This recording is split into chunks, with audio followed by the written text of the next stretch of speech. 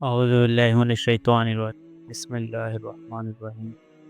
حضرت سلیمان علیہ السلام نہر کے کنارے بیٹھے ہوئے تھے کہ ان کی نگاہ ایک چیونٹی پر پڑی جو گیہوں کا ایک دانہ لے کر نہر کی طرف جا رہی تھی۔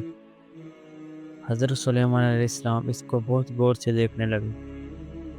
جب چیونٹی پانی کے قریب پہنچی تو اچانک ایک مینڈک نے اپنا سر پانی سے نکالا اور اپنا منہ کھولا تو یہ چیونٹی اپنے دانہ کے ساتھ اس کے منہ میں چلی گئی۔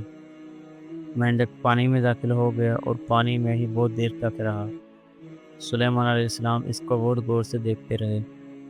کچھ ہی دیر میں مینڈک پانی سے نکلا اور اپنا منہ کھولا تو چیونٹی باہر نکلی اور البتہ اس کے ساتھ دانہ نہ تھا۔ حضرت سلیمان علیہ السلام نے اس کو بلا کر معلوم کیا کہ ماجرا کیا تھا اور وہ کہاں گئی تھی۔ اس نے بتایا کہ اے اللہ کے نبی، آپ جو نہر کے تہہ میں ایک بڑا کھوکھلا پتھر دیکھ رہے ہیں، اس کے اندر بہت سے اندھے کیڑے مکوڑے ہیں۔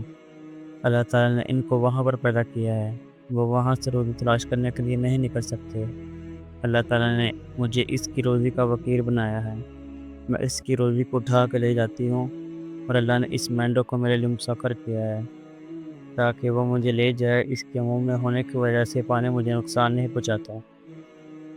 وہ اپنا منہ بند پتھر کے سوراخ کے سامنے کھول دیتا ہے، میں اس میں داخل ہو جاتی ہوں۔ جب میں اس کی روزی اس تک پہنچا کر پتھر کے سوراخ سے اس کے منہ میں آتی ہوں تو مینڈک مجھے منہ سے باہر نکال دیتا ہے۔ حضرت سلیمان علیہ السلام نے کہا، کیا تو نے ان کیڑوں کی تسبیح کو سنا؟